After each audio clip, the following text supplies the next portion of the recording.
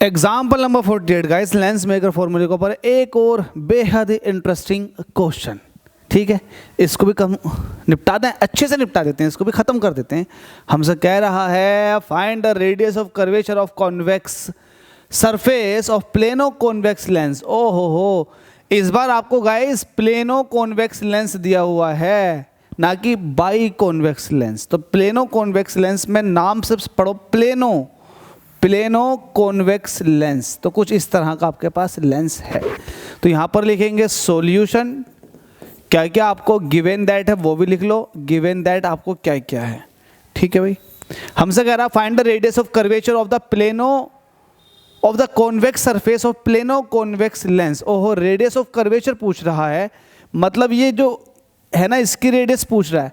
तो इसके लिए R1, अब R1 जो होगा ये इनफाइनाइट होगा, क्योंकि प्लेन शीट होती है उसकी रेडियस इनफाइनाइट होती है, इनफाइनाइट रेडियस होती है और फोकस भी उसकी इनफाइनाइट होती है। इट मीन्स R1 आपके पास जो होगा वो इनफाइनाइट होगा, और R2 की वैल्यू जो है, लेट अस सपोज कि ये R है तो ये माइनस के R होगी, क्योंकि इस तरफ को होगा। तो ये आपसे पूछ रहा है, ठीक है, whose focal length is 0.3 metre. तो फोकल लेंथ आपको दे रखी है 0.3, अभी मीटर में दे रखी है, तो हमारी रेडियस भी मीटर में ही आएगी। And the refractive index of the material of the lens, lens के मटेरियल का रिफ्रैक्टिव इंडेक्स जो है ये 1.5 है। ये ISC न पूछा हुआ है और साथ में CBSE के अंदर भी ये क्वेश्चन पूछा जा चुका है। तो उम्मीद करूंगा कि समझ में आ जाएगा, लेकिन फंडे क्लियर है तो चलो सॉल्व करते हैं, लिखते हैं। वी नो दैट, हम जानते हैं एक बात को, और हम क्या जानते हैं, हम ये जानते हैं कि लेंस मेकर फॉर्मूला जो होता है वो ये होता है 1/f = μ-1। ये तब है जब आपने लेंस को एयर के अंदर रखा हुआ है। 1/R1 - 1/R2 सही है भाई, बिल्कुल सही है भाई। 1/f आपको दे रखी है 0.3, ठीक है। म्यू आपको गिवन है 1.5, 1.5 में से -1 माइनस करोगे क्या हो जाएगा, देखते हैं क्या होता।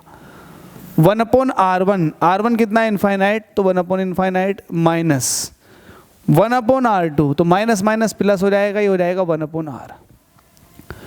ये हो जाएगा 10/3, पॉइंट हटाएंगे ऊपर 0 बढ़ जाएगा। 1.5 में से जब -1 करते हो आप तो सिर्फ 0.5 बचेगा, ठीक है। इसको ऐसे रहने दो, पॉइंट हटाओगे नीचे 10 हो जाएगा, ठीक है। 1/∞ होता है 0 और ये रह जाएगा 1/R, ठीक है। सॉल्व कर लेते हैं, 5 से काटो, 5 2 ज़ा 10, 2 जो है क्रॉस मल्टीप्लाई कर जाएगा, ये हो जाएगा 20/3, 20/3 = 1/R। अब इसका रेसिप्रोकल कर दोगे, उल्टा कर दोगे तो ये हो जाएगा R। तो जब आपने इसको उल्टा किया तो ये ऑटोमेटिकली उल्टा हो जाएगा, मतलब 3/20। आई होप आपने इसको समझ लिया होगा। तो आपसे R पूछा था तो R की वैल्यू आ गई 3/20।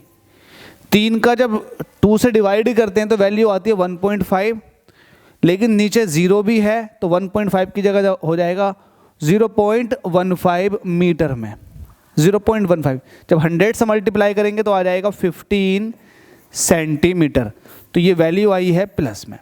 तो उम्मीद करता हूँ समझ में आ गया होगा। ध्यान रखना R की वैल्यू जो आई है वो कायम आई है प्लस के 15 सेंटीमीटर। तो आपसे R2 पूछा गया था तो आप कहेंगे हेयर, हेयर, हेयर। पूछा क्या गया, हमसे कहा गया है, हमसे ये कहा गया है focal length find the radius of curvature of the convex surface. तो कॉन्वेक्स सरफेस की जो रेडियस ऑफ कर्वेचर है वो आपके पास आ चुकी है 15 सेंटीमीटर। अगर यहाँ आप R2 को दिखाओगे, हेयर R2 = कितना आपके पास -R। अगर आप स्पेशली R2 को दिखाओगे तो R2 = आ जाएगा -15 सेंटीमीटर। हालांकि रेडियस ऑफ कर्वेचर पूछा गया तो ये 15 सेंटीमीटर ही होगा, लेकिन जब आप इसके बारे में बताओगे स्पेशली ऐसा कह करके भाई जो कॉन्वेक्स फेस है उसकी रेडियस ऑफ कर्वेचर, तो वो माइनस में ही आएगी साइन कन्वेंशन को लेने के बाद, ठीक है। वैल्यू आ चुकी है आपके पास 15 सेंटीमीटर। उम्मीद करता हूँ समझ में आ गया होगा। 2 बार ये बोर्ड एग्जाम में पूछा जा चुका है, तो पूछा जाता रहेगा आगे भी, कोर कॉन्सेप्ट को डेवलप कर देगा आपके अंदर। तो उम्मीद करता हूँ समझ में आ गया होगा। डाउट है तो बता सकते हैं कॉमेंट बॉक्स के अंदर। थैंक यू सो मच आप सभी के प्यार और सपोर्ट के लिए।